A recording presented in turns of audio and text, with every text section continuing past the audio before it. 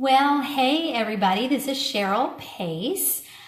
Today's video is one that you are probably going to want to share with everyone you know because the topic is colds and flu. How do you tell the difference and how can you prevent them? I'm not here to tell you my opinion on the flu shot because I'm not qualified to do that, but I will tell you this. The last time I had the flu was when my middle son was just an infant, and that was 22 years ago. After that, I never had the flu shot, and I never had the flu until last year. Last year, I got the flu shot, and guess what? I got the flu. I'm not trying to imply anything there. It's just what happened. So I wanted to look up some natural ways to prevent the flu other than the flu shot, which isn't always, you can't always depend on it. So as it turns out, the flu virus, when it's inside your body, can really make you feel pretty awful. But when it's outside your body, it's actually a pretty wimpy little virus, and it can only last 24 hours on hard surfaces. So one of the ways that I would have thought you would prevent the flu, which is by disinfecting everything, is actually kind of debatable when it comes to the flu. If you do want to disinfect, which is probably a good idea for colds, you can focus on doorknobs, handrails, remotes, phones, things that people are touching all the time, that kind of thing. So obviously stay away from people with colds and flu. Cover your mouth if you have, if you're the one that's sick.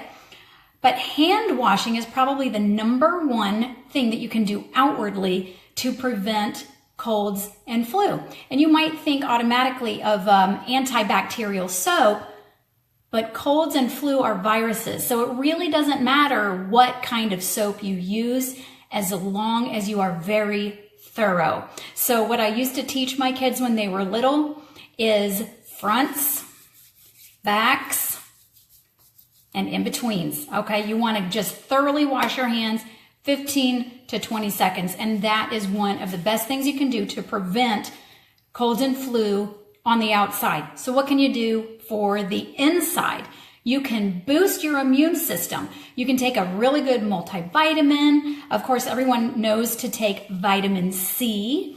Probiotics are very effective in helping your body to fight off cold and flu. Probiotics are not just for people with weak immune systems. Really, everyone should take them. There were two studies that I found that were very, very interesting. One was from 2011, and it was the Australian research team, and then in 2012, the Spanish researchers. And they found that with taking probiotics, it will increase flu-specific IgG, IgA, and IgM. And if you don't know what those are, they're immunoglobulins, also known as antibodies, and they're the proteins in your blood that fight off viruses and bacteria. So I thought that was really pretty cool. You want to choose a probiotic that has 5 individual strains and also 10 billion CFU, which means colony forming units. So if you're looking for a good probiotic, that's what you need to look for. If you don't have one, I can tell you about one that I use that I love.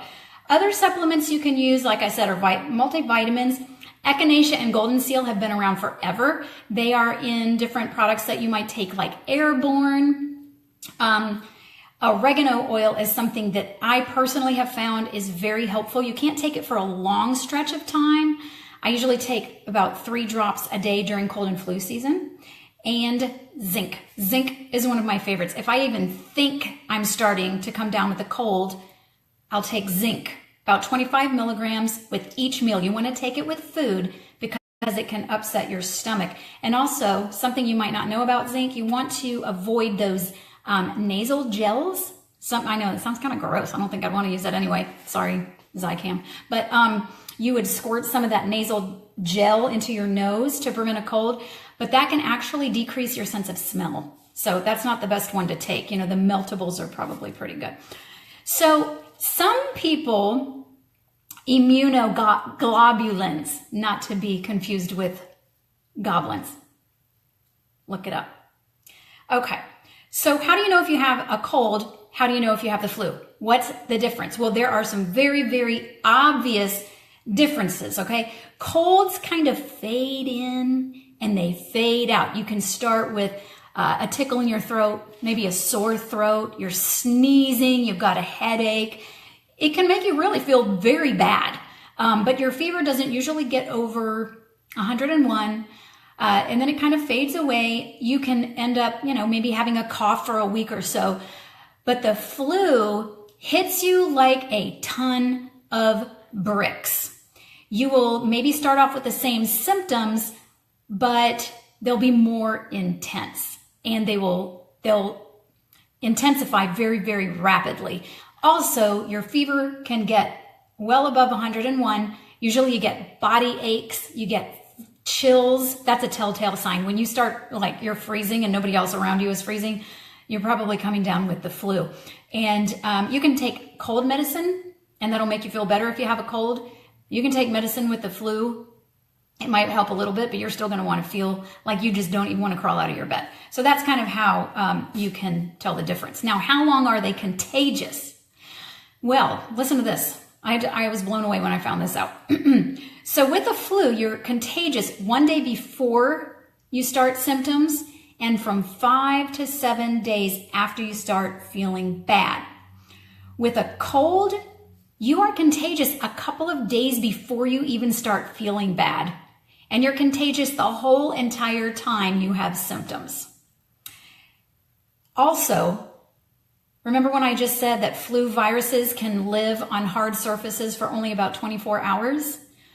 Cold viruses can live on hard surfaces for 7 days. So there's a good reason to disinfect right there. Lysol, whatever kills cold and flu viruses. Okay, so like I said, you want to share this with everyone you know. Before I had the flu, I never knew how to tell the difference. And if you like this kind of information, along with other tips on how to stay healthy with your body, your mind, and your spirit, just request to be added to my closed group that's called My Journey to Health. And that's all I have for you today. I hope that you prevent having the cold and flu. You probably know someone who's already had it, but that's too late for them. But anyway, share this with everyone you know, and cheers to your health. Thanks for tuning in, and I will talk to you next time.